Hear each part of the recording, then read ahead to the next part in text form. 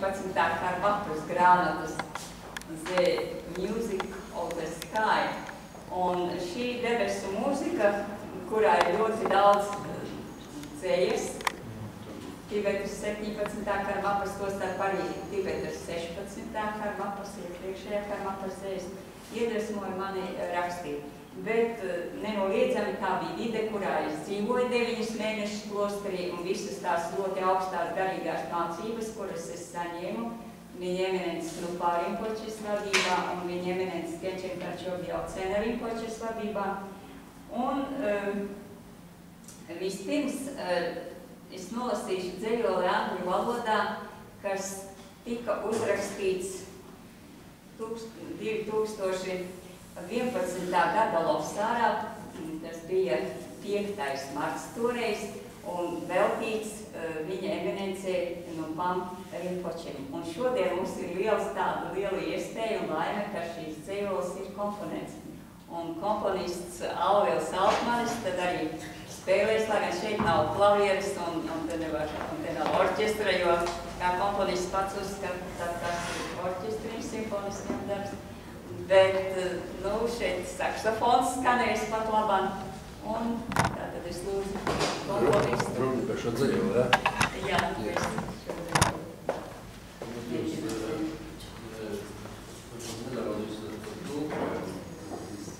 Jā, ja cilvēki nesaprot, jo es neesmu atzējojis to dzējoli, nezinu, kāpēc es nevaru viņu tā uzreiz atzējot. Tātad varētu būt tā, ka gaismas pavadiens Budas pirkstos rada brīnumainu blist pasauli, svētlaimes pasauli, un mēs savā garīgajā prātā vai redzēju skatām gan zvaigznes zilas, gan baltus mēnešus daudz, gan brīnumainu zeltainu saules gaismu. Un visas šīs dāvanas, ko Buda mums sniedz, ir aiz mūsu teiksim, konvenciālā prāta līmeņa. Un pēc tam tiek uzrunāts Vaģras meistars, šī gadījumā tātad viņa eminents Nupā Rinpoče, kuram tiek izteikta dziļa pateicība par viņa līdzcietību, kas pilda viņa mācekļu sirdis un kas dod milzīgu garīgu spēku. Un beigu beigās šīs brīnumainās, kaut kādi ļoti smalkās enerģētiskās ilūziju puķes izgaist. Un tātad šie mācekļi atstāja šo konvenciālo visumu par labu absolūti tīrām, garīgām zemēm vai baltai gaismā vai tukšumā. Tā, tas varētu skanēt Latvijas. Jā. Jūs saprotat, kāds teksts bija, te jau nav pilnīgi runa par kaut kādu dziesmu vai ko, jā. Te jau ir runa par simfoniju. Ja tika pieminēts simfoniskais orķestrs. Man šādās skaņkārtās tādās lietās ir pirma reize darīšana, kas esmu rakstījis visādi veidu mūziku, bet te ir senās skaņkārtas visas tās lietas. Bet šeit praktiski iekodēta muzika, jūs valodā, tiešām tā iecerpītā, man piedāvāšu tekstu, tiešām šeit prasās simfoniskam orķestram ar balsi, jā. Runājot par šo darbu, mūsu versijā šodien saprotiet, kas nav ne klavējas nekā, jā, un es te varu aizstāt šito virbalsīgo instrumentu, jā, teiksim, orķestrā, un Margarita pat nav tādā vokālā formā, jā. Tā kā es varu būt, es varu šitā visu, tās ieceres, jā, tas ir veltības, jā. Es varbūt interpretīvi pademonstrēt kaut kāds starpspēles, tur kaut kādu no vokālo partiju, un Margarita, jūs viņam palīdzat recitatīvs, jā, visur teksti, jā. Šaubos, es tur tā pareizi nolasīšu tās vietās. Mēs esam absolūti nesamēģinājuši, protams, tīri improvizātībā, tā kā es piedīju, bet vēl par Margaritu. Domāju, man izbās pateikt. Mēs bišķi. Mēs saprotam, apzināmies, pagājušā gadsimtā. Jā, tas bija pagājušā gadsimta 90. gadu vidu varētu būt. Margarita tā Bikla piebilda bija, mēs tur dzēja, arī bišķi raksta. Viņa raksta nopietni to dzēju, un viņa ļoti labi dzējoja. Paldies, ar tāds varēja, bet nav jau nevar. Nu, ja kāds netic, lai palaks kaut kāds, jūs, kad dzēja gāja. Un es teicu, kādu mēnešu tīzāk, es atradu mūžības mērauklā, jā, dzēja gājums. Bija jau dzējot lūkšana, jā, ko tas rīta veidu gājumiem dziesmu, jā. Un viņš uzrakstījās. Es šāpēc pagodās, ka tā dzējot gājumā. Mani kaut tie dzējos, es īsti viņus nezināju. Bet tagad attiešamies pie tās dziesmu. Tā kā nav tikai tulkošana, man liekas radošie darbībā, bet mēs gaidām. Tagad man jāsaka, Aldis Altmans ir rakstījis mūziku vairākiem maniem bērnu dzējojiem. Tur jau tā lielā sadarbība. Tik jauki dzējot, baltā kāzā un zooloģiskās dārzā, kā nebūtu dibeti tikai vai kaut kas tā. Tie bija darījums, jo pagājušā gadsimta beigas. Tā tas bija, jā, tie bērnu dzējot. Šajā gadsimtā visi. Tie jūsu krājumos, jūsu dziesmas. Jā, es kad vairāk bērns krājumu, tur ir Margarītas jaukie dzējoties. Bet attiešamies. Jā.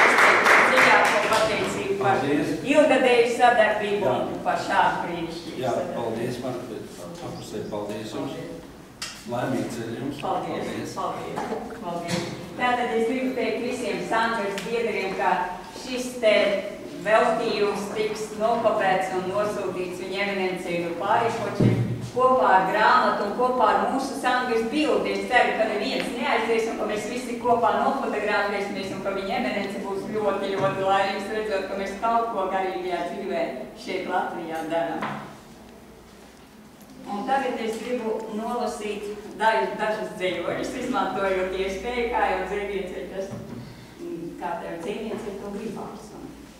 Pirmais dzējolis ir mīts, un tas ir tāds sevis vērtīšanas dzējolis. Patības, sēnalas, paškoncepcijas atliekas, kaut kur starp laika un telpas burbuli, mirklī pirms plīst, aiz loka līst, ilūzija lietus ar rudens smaržu. Vai pat īsti beigusies groteskā deja ar galvu uz leju? Ej, pa sapņojumu seju, visos virzienos vienīgi dzākļi dziedējot skaudro atmiņu vārdu. Prieks kā serpentīns lido. Lēt. Domas un darbības vidū piekurs laiktelpas elpa un mūžības klēpī atzīst sinhrona brīnuma radīts mīts. Un tad būs dzējolītes Jogins, kas patiešām veltīts viņiem Venecijai no pāriem pačiem. Un viņa lielajam darbam, ko viņš veic aizejot un meditējot mēnešiem jogi alās. Jogins kalnu alā nākotni rada. Atraisa karmas mēslus, attīra velmi purgus, dumbrus. Dāvājot dzīvību, tūkstneša smiltīm, negausu kaktusu dzelts, iestāda gaismas ziedus vietas. Jogins kalnu alā nākotni rada. Zemes cilvēku ilgas, mūžības mandalā pūš, mīlot mūs. Bez tam es, protams, rakstīju arī dzējoļus ne tikai personīgai Venecei, bet arī Tibetai. Un, protams, mūsu visu uztver svētā Tibetas zeme, tas ir viņas svētība 14. Dalai Lama. Un šis dzējolīts ir uzrakstīts tieši 1.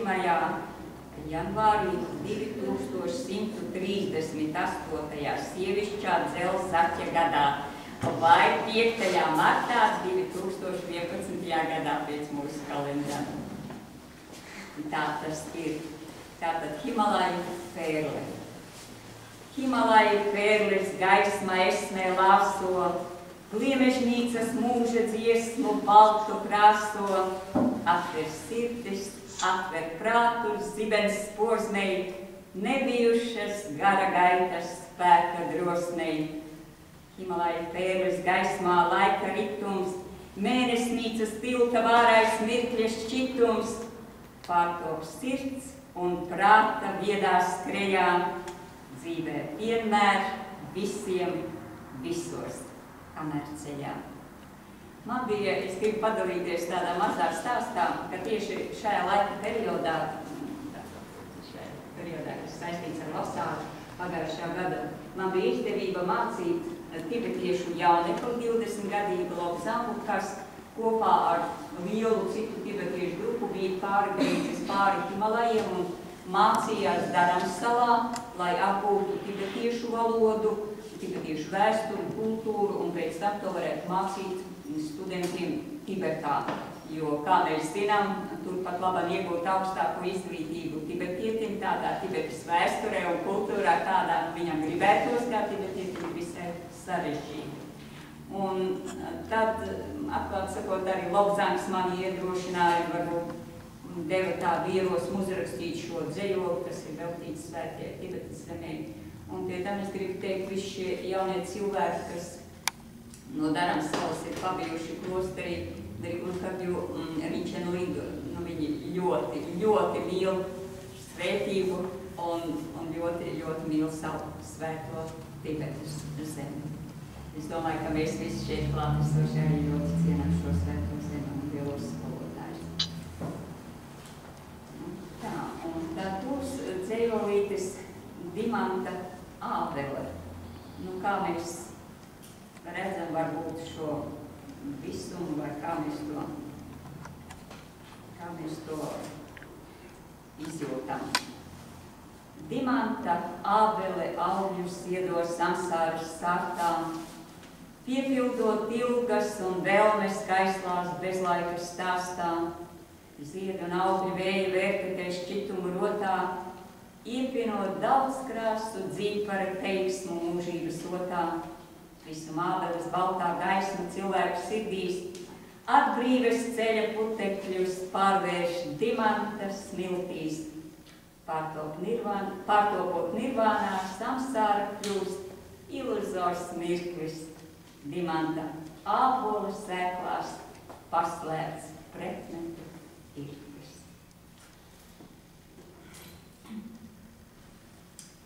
Un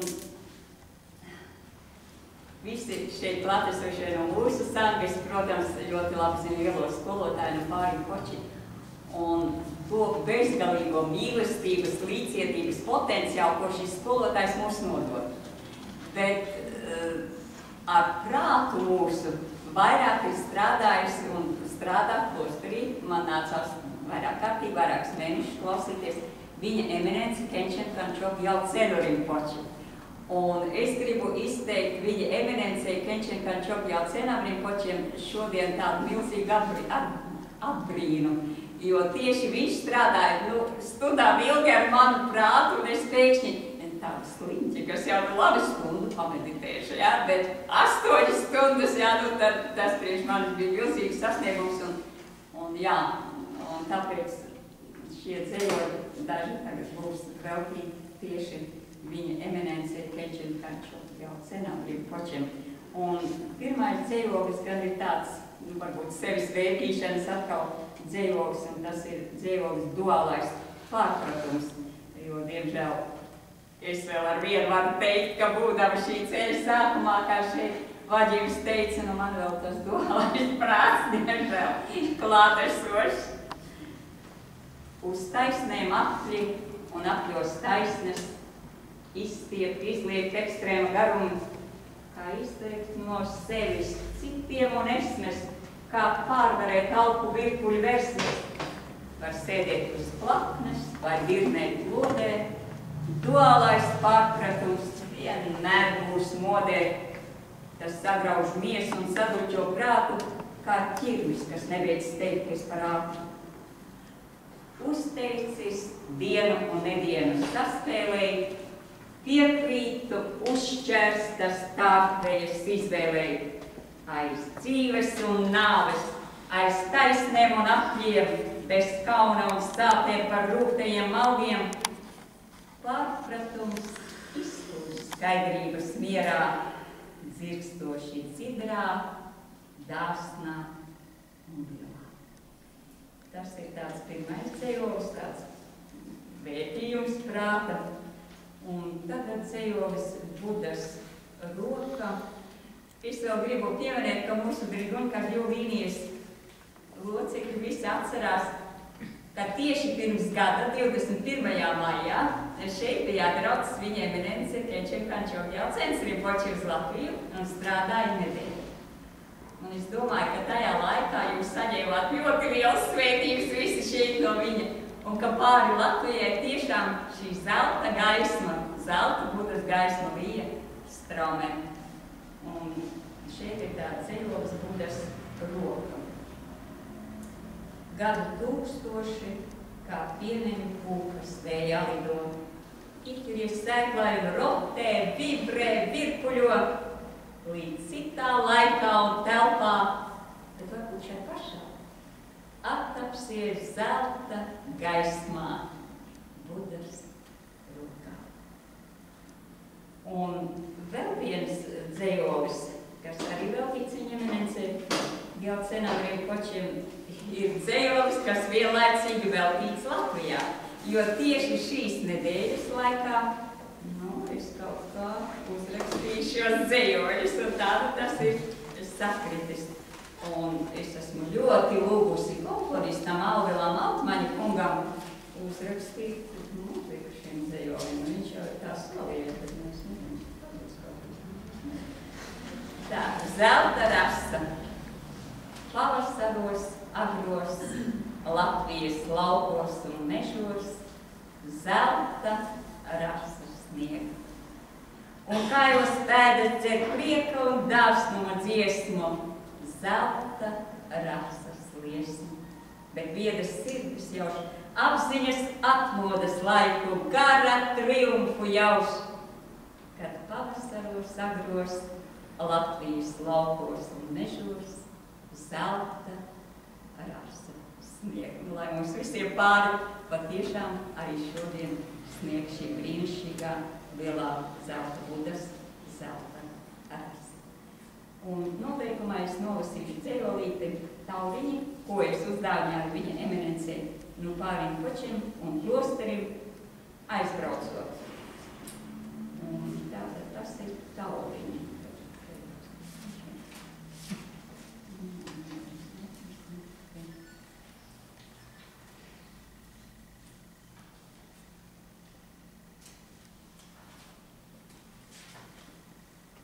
Karmīni sarkani, tauriņi vēja sejā, izdzied trīslaiku mistēriju čoddeļā, izlūd laika un telpa šķituma rita, mēs lidojam, smējam un topam esme cita.